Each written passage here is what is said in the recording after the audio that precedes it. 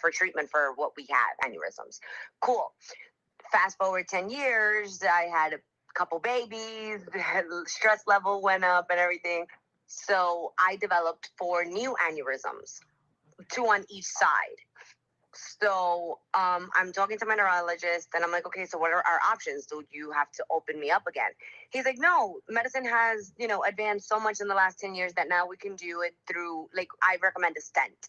I don't recommend open brain surgery because that's too craniotomy. It means that it's way too much for your body right now. I'm like, okay, cool. So we agreed on the stent. Luckily, on the wrist, not even on the groin. Now we do it on the wrist. So it's less than... I didn't know they did that these days. Yeah. Now it's a whole new thing. So when he mentioned a stent, I'm like, great. So I'm going to have to go through the groin and it's going to be uncomfortable because when they did the angiogram in June of last year, I like got swelled up and then it became a big ball and then they called it pseudoaneurysms down there. And I'm like, crap. They're like, no, it's going to go away. We're not going to open it up or anything like that. It's just the ball basically clotted up in that incision site. And because apparently I'm very, very thin, the needle maybe popped a vessel on the way out. So he opted out for a wrist stenting procedure, which was supposedly less invasive, a lot less chaotic, and 5% chance of any complications. Sounds good. I got kids. I'm over here like, great. I'm going in on Tuesday. I'm coming out on Wednesday. Thursday, I drop off my kid. Perfect. Yeah, like, super it's quick cool. and easy. Yeah. Turnaround is 24 hours. Let's give it or take 48 for shits and giggles. My body had other plans. I went in December 17th for my stenting on my wrist, and 2 hours post-op, I had a seizure. Oh my God, 2 hours post-op? 2 hours post-op, I had a seizure. And I was bleeding a little bit more than normal, apparently, because from the pictures that my mom took, it was blood after blood after blood, like from the pillowcases. It was just a lot. So they were being concerned, and then when they lifted me up to basically wrap my head, because they decided to wrap my head with gauze so it can contain the bleeding. When they lifted me up, I felt like a rag doll. They lifted me up, they put me back down, and then within minutes of that motion, very, very abruptly, I had the seizure. Wow. Okay. And also, wait, I just wanted to interject because I know from your story, they did something newer where the bleeding was because they were monitoring. I just wanted to reference that because technology changing so fast. A year between our brain surgeries and so much differentness. So that's why, I wanted to just ask about that. So now, because they didn't open me up, now what they do is they basically put a cap on you with little needles on your head to monitor your stroke and any seizures during the operation. That's how they detected it?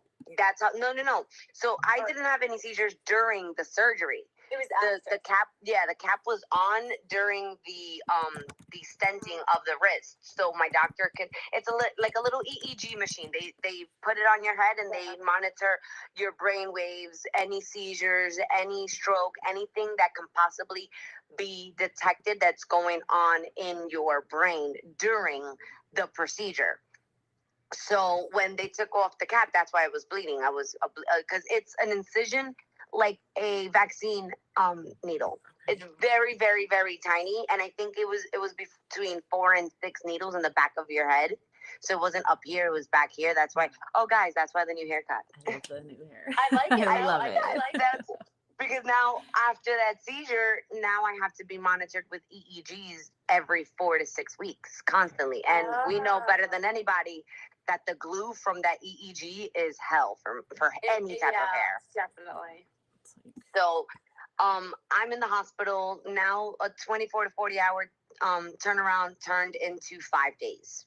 I went from being discharged on Wednesday to being discharged on Saturday, along with PT and OT, because I couldn't raise my right hand. I couldn't raise my leg. I couldn't walk from the bed to the bathroom.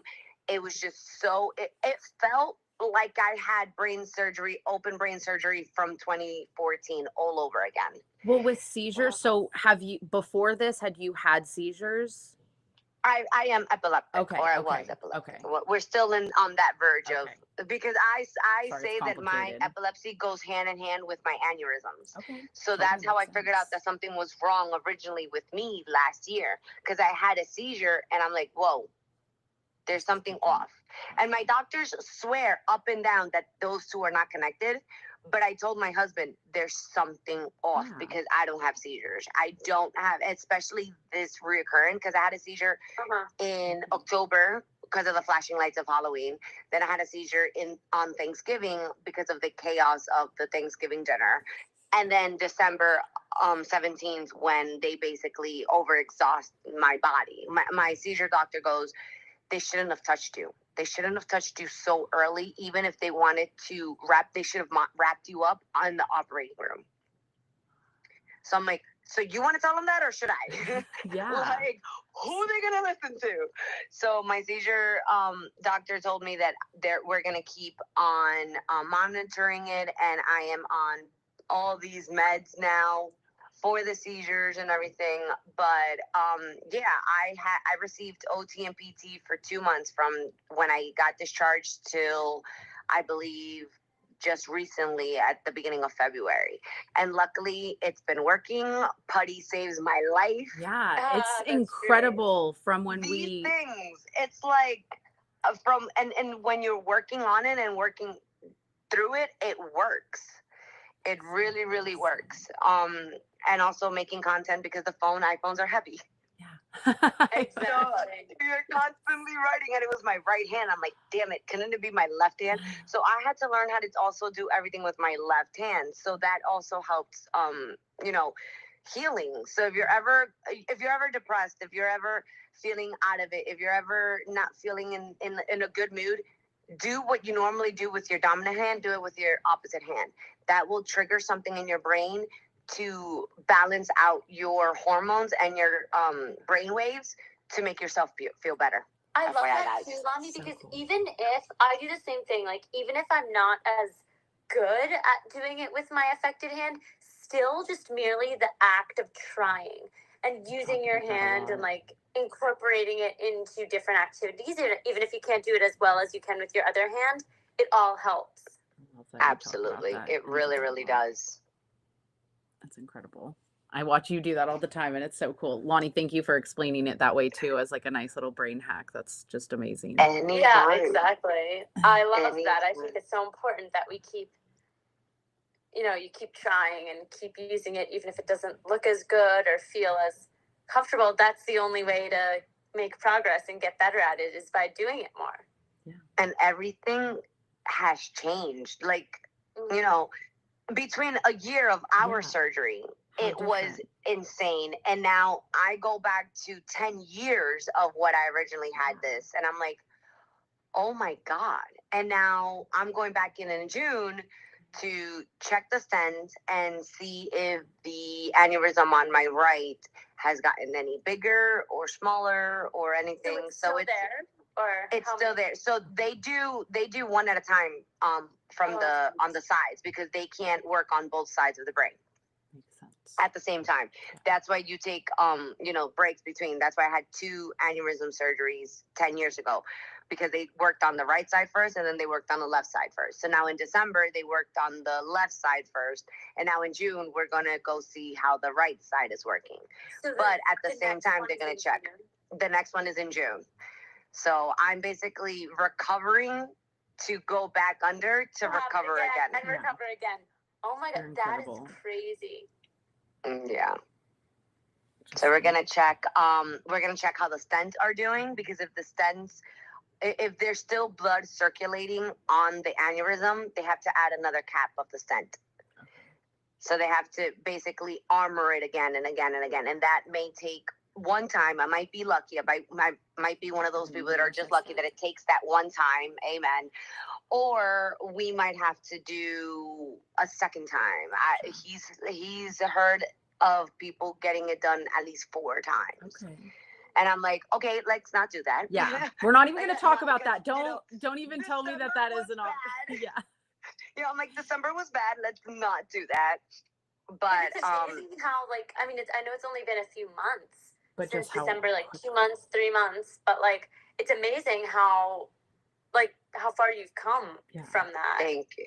And Thank you. Yeah, recovery's been rough. yeah, we're all of our thoughts and prayers are with you, Lonnie. I know you have another one coming up too, so that is, wow. I mean, you're so strong. Like, I can't even begin to say it. Like, just, and your attitude, like, I'm really blown away by just how positively you are handling all of this.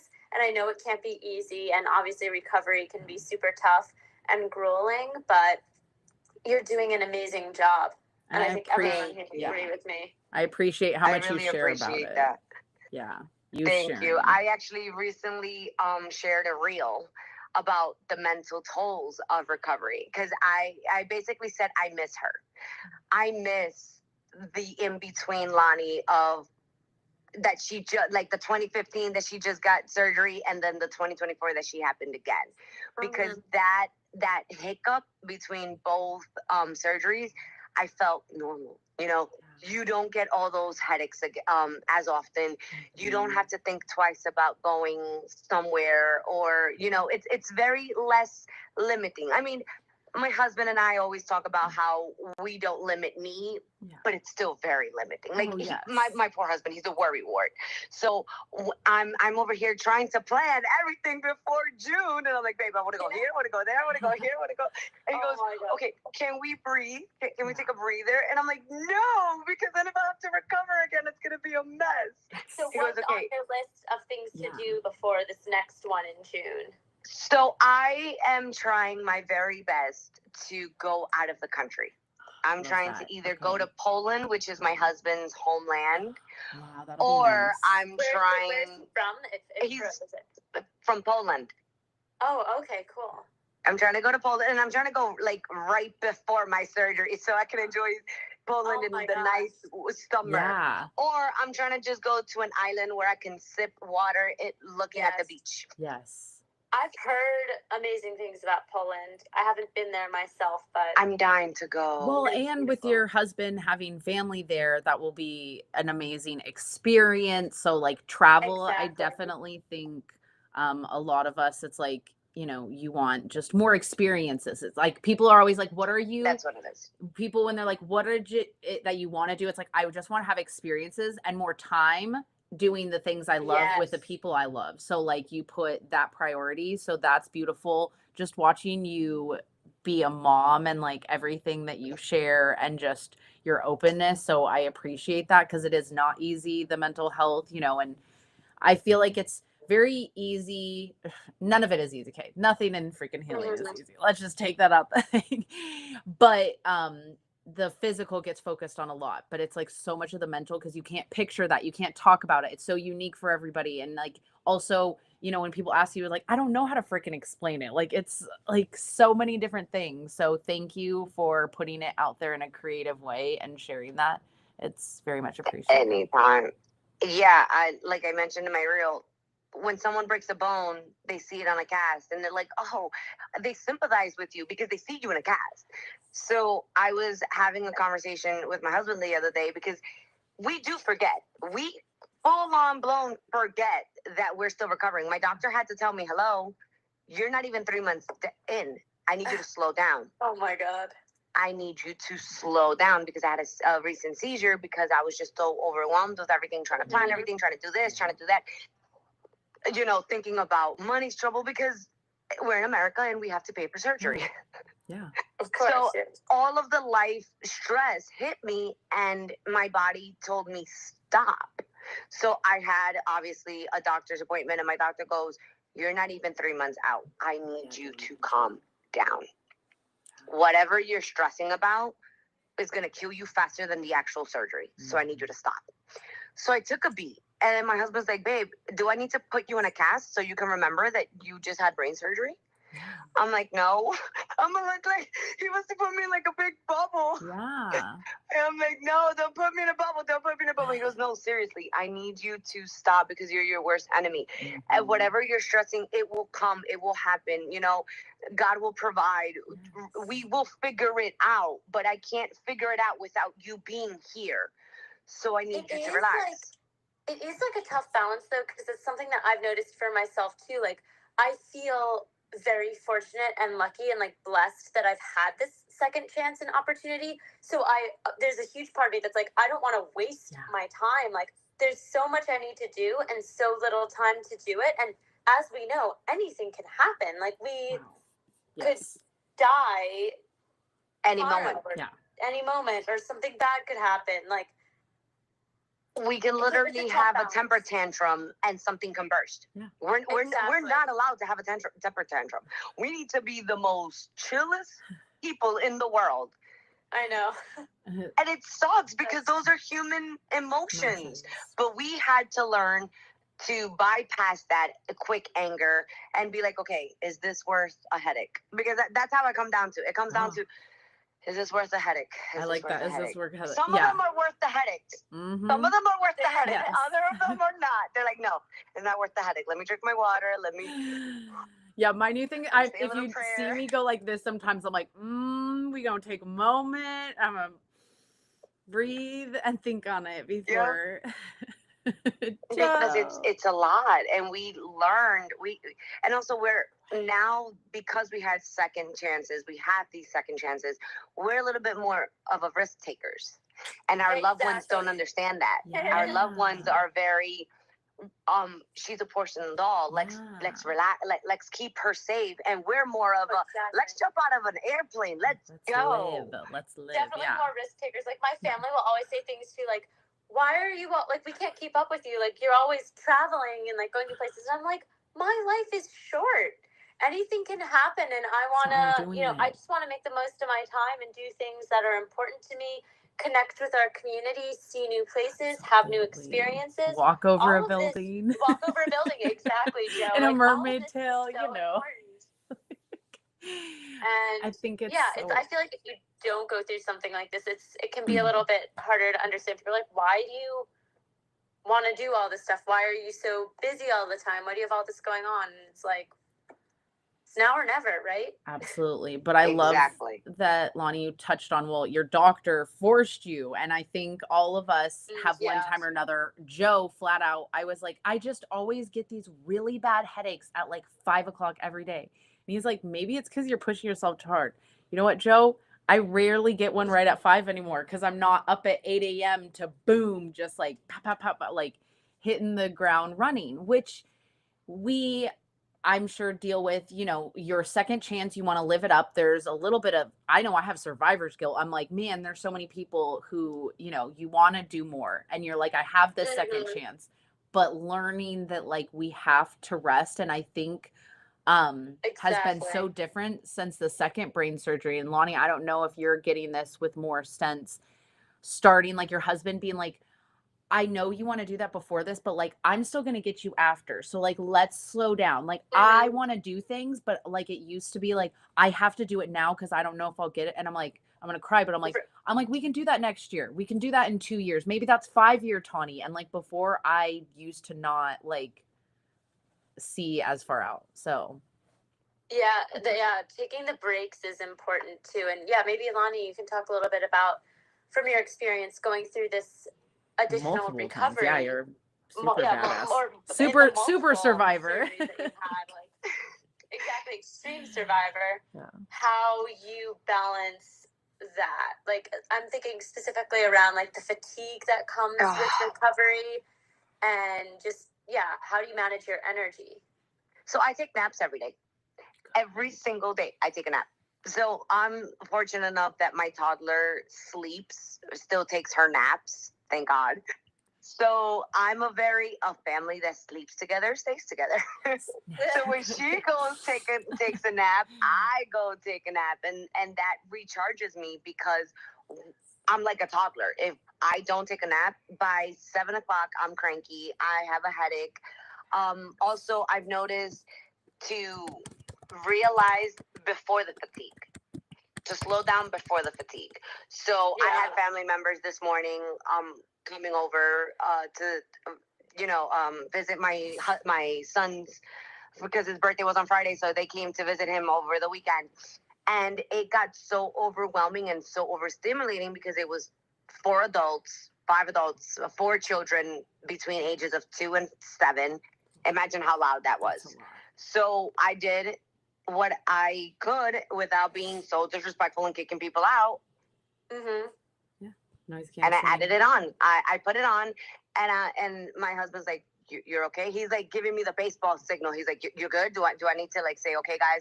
I'm like, no. I don't want to be rude. The baby's having fun. Let me just lower the outside world a little bit because it's loud. And I don't want to be that sick person that's like, oh yeah, I gotta go rest or whatever the case may be. But sometimes, for example, the Super Bowl, when it was really, really loud and really, really overwhelming, I'm like, okay guys, I'm gonna take a 2-hour break.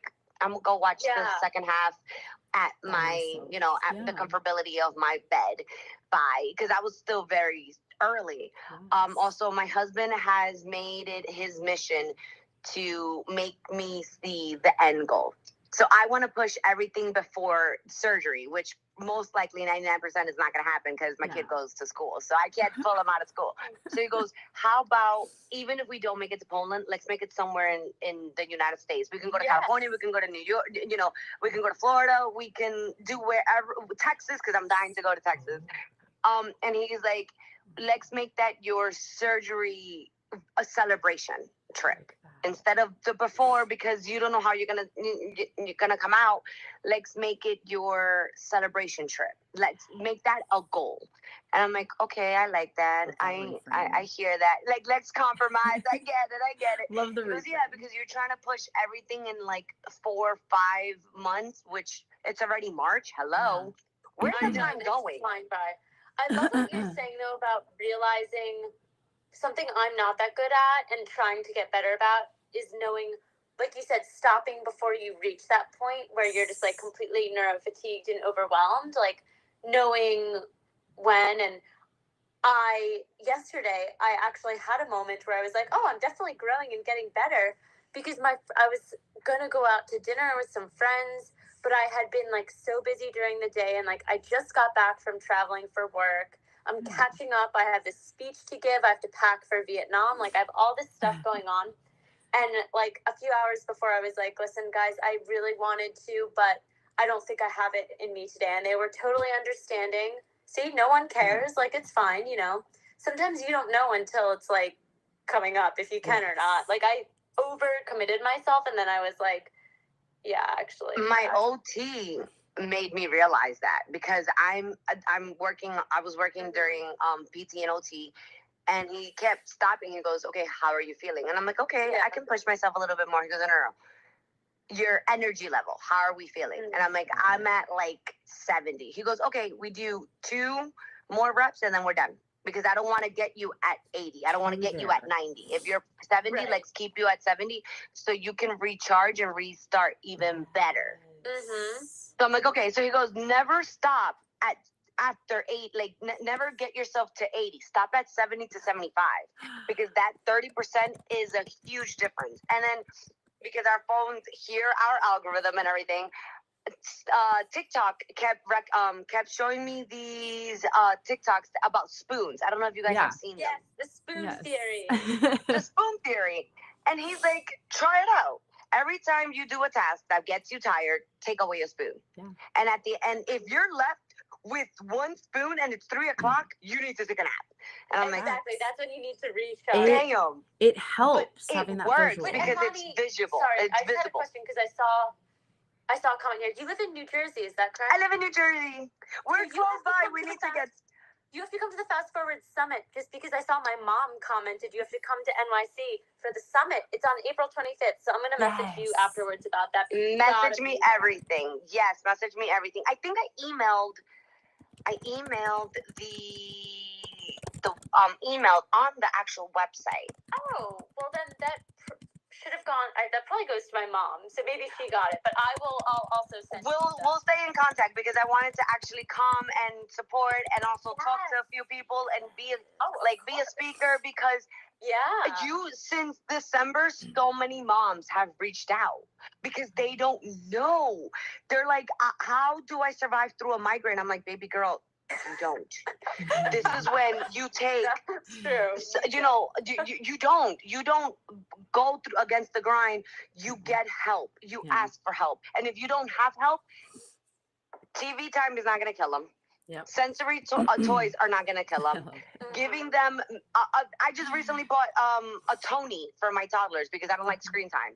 And the Tony is basically a radio with little cartoons that you put on top, and they listen to story time from Disney, from dinosaurs. I have to make a reel about it because it's amazing. And when I have those really bad headaches, I put them, and I'm like, okay, baby Billy, let's go. That's my 3-year-old. Like, okay, baby Billy, let's go. And she's listening to Tony's all day long. And that will help me reduce whatever's going on there. Stimulation. And I'm like, those are stimulations because overstimulation is a real thing. And that will cause us a headache. That will cause a headache. So many parents have reached out to me like, how do I push through? I'm like, you don't push through, you work through it. You realize, okay, let's make a mess. If the kids make a mess while you're having a migraine, then they make a mess. As long as they're not getting hurt. And if you live in the sunshine state, because majority of the people I know live in nice weather, there's only me and Maddie that are roughing through the 20-degree weather. See, I feel like you're all over there in New York. I'm like, everybody's over in New York and New Jersey.